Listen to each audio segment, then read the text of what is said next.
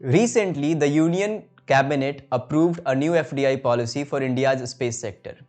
So, under this new FDI policy, the government has now approved 100% FDI under automatic route in certain segments of space sector.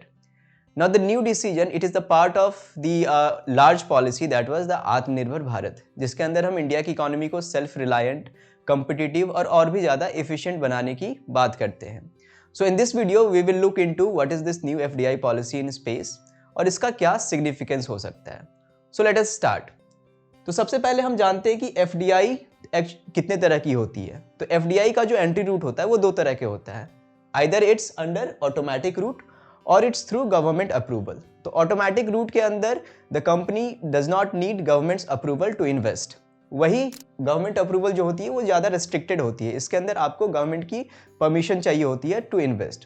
तो ऐसे बहुत सारे sectors हैं जिसमें कि up to a certain percentage automatic route जो है वो अवेलेबल है और उसके बाद आपको गवर्नमेंट का अप्रूवल चाहिए होता है. और ऐसा ही एक सेक्टर है स्पेस सेक्टर, जहाँ पे सर्टेन सेगमेंट्स जो है वहाँ पे 100% ऑटोमेटिक रूट अवेलेबल है और कुछ सेगमेंट्स में आपको 49% या 74% तक की FDI का परमिशन दिया गया है अंडर ऑटोमेटिक रूट.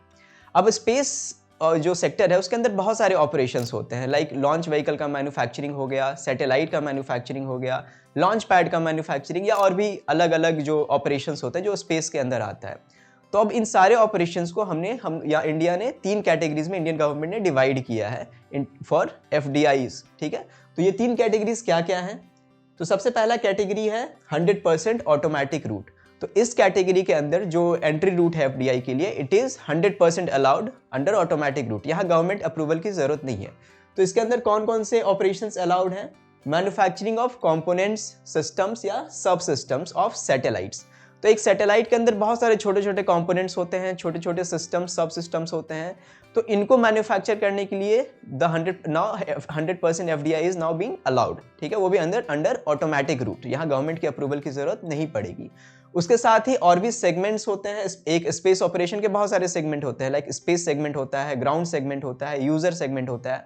तो यहाँ पे ग्राउंड सेगमेंट और यूजर सेगमेंट में भी 100% FDI अलाउ किया गया है under automatic root. Basically ground segment में जो ग्राउंड सपोर्ट्स होते हैं, आपके एक टीम होता है जो ग्राउंड से सैटेलाइट्स को सपोर्ट करता है, डेटा प्रोवाइड करना हुआ या और भी चीज़ें जो हम लोग यहाँ अर्थ से जो कंट्रोल करते हैं सैटेलाइट्स को. तो ऐसे सेगमेंट के लिए भी 100% FDI अप्रूव कर दिया गया है under automatic route. Next category is under up to 74% under automatic route. तो यहाँ पे 74% FDI अलाउड है अंडर ऑटोमेटिक रूट. तो इसके अंदर कौन कौन से ऑपरेशंस आ रहे हैं. सैटेलाइट मैन्युफैक्चरिंग एंड ऑपरेशंस और सैटेलाइट डेटा प्रोडक्ट्स. तो यहाँ पे सैटेलाइट्स मैन्युफैक्चरिंग का जो काम है वो अभी 74% लिबरलाइज कर दिया गया है. 74% ऑटोमेटिक रूट के अंदर उसको ला दिया गया है. और लास्ट कैटेगरी है up to 49% under automatic route. तो ये थोड़ा सा रेस्ट्रिक्टेड कैटेगरी है और इसके अंदर आता है आपका manufacturing of launch vehicles. Launch vehicles like PSLVs या GSLV, जिसे LVM भी कहते हैं. तो अगर लॉन्च व्हीकल्स का मैन्युफैक्चरिंग करना है तो उसके लिए 49% FDI is allowed under automatic root. और इसके ऊपर अगर आपको इन्वेस्ट करना है तो you will need governments approval. उसके अलावा क्रिएशन ऑफ स्पेस पोर्ट्स. तो स्पेस, जैसे कि इंडिया का एक बहुत ही प्रोमिनेंट स्पेस पोर्ट है सतीश धवन स्पेस जो सेंटर है, जहाँ से हम लॉन्च करते हैं. ज़्यादातर लॉन्च हमारे वहीं से होता है, जैसे पहले श्रीहरिकोटा भी जिसका नाम था.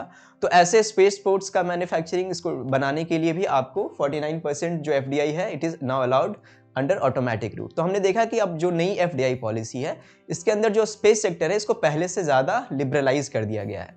तो ये बहुत ही सिग्निफिकेंट है हमारा स्पेस सेक्टर के ग्रोथ के लिए. तो अब हम देखते हैं कि ये जो नया पॉलिसी है, FDI पॉलिसी है, इसका क्या सिग्निफिकेंस है.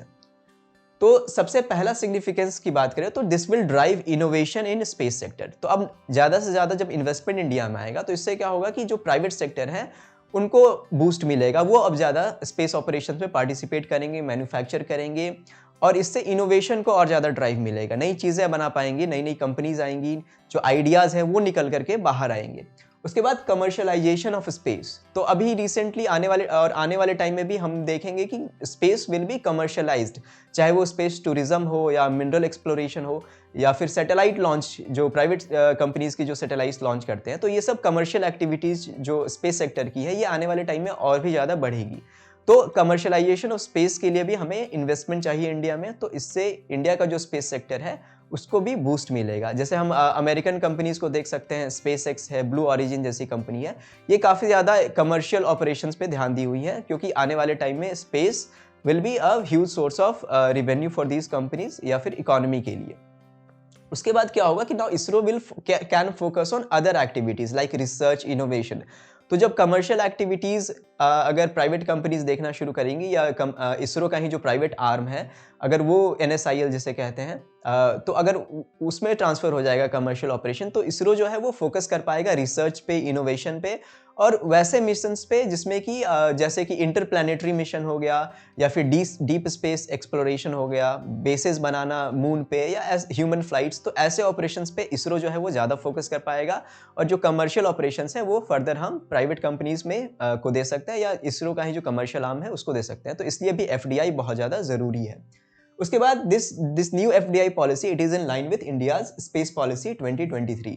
तो 2023 में एक बहुत ही इंपॉर्टेंट पॉलिसी लाया गया था, इंडिया स्पेस पॉलिसी, जिसके अंदर बेसिकली जिसका पर्पस ये था कि इंडिया का जो स्पेस सेक्टर का जो पोटेंशियल है उसको अनलीश करना है आने वाले टाइम में। फिलहाल इंडिया का जो कंट्रीब्यूशन है स्पेस इकोनॉमी में इट इज़ ओनली 2%। ठीक है, पूरे वर्ल्ड का स्पेस इकोनॉमी में इंडिया का कंट्रीब्यूशन इज ओनली अराउंड 2%। तो इसको और ज़्यादा फर्दर इंक्रीज करना है। तो इसी पर्पस के लिए इंडियन स्पेस पॉलिसी लाया गया था और अभी जो FDI पॉलिसी है ये भी कहीं ना कहीं इसी स्पेस पॉलिसी का पार्ट है। ये पॉलिसी जो है ये it will further help to create new industries in India और जो डिमांड है आपका स्किल्ड वर्कफोर्स का उसका बढ़ेगा, तो इससे एम्प्लॉयमेंट भी जनरेट होगा, फर्दर इकोनॉमी को भी बूस्ट मिलेगा। The next importance is self reliance. तो दो पॉलिसी जो इंडिया काफ़ी इंपॉर्टेंट है इंडिया के लिए, दैट इज आत्मनिर्भर भारत और मेक इन इंडिया। तो ऐसे अगर FDIs इंडिया में ज़्यादा से ज़्यादा आएगी स्पेस सेक्टर में, तो इससे हम इंडिया में आपका मैन्युफैक्चर कर पाएंगे बहुत सारे कंपोनेंट्स और फर्दर हम एक्सपोर्ट भी कर पाएंगे इंडिया से बाहर, सर्विस भी प्रोवाइड कर पाएंगे दूसरे कंट्रीज़ को ज़्यादा से ज़्यादा। तो ये इंडिया को सेल्फ रिलायंट बनाएगा स्पेस सेक्टर में और साथ ही दूसरे सेक्टर्स में भी हेल्प करेगा हमें सेल्फ रिलायंट बनने में। And this will also drive innovation in other sectors.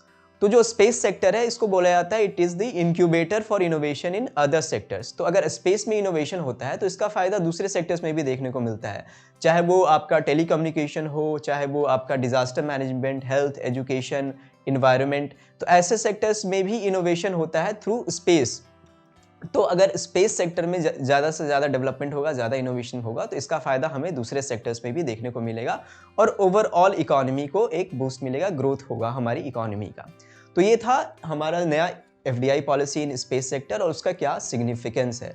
तो ऑलरेडी इंडिया का जो स्पेस सेक्टर है it has been achieving new heights every day, नए नए इनोवेशन हो रहे हैं, नए नए मिशन हम लोग लॉन्च कर रहे हैं और ऐसी पॉलिसी के बाद इट इज़ पॉसिबल कि आने वाले टाइम में हम और भी ज़्यादा एक्सपेक्ट कर सकते हैं हमारी स्पेस सेक्टर से।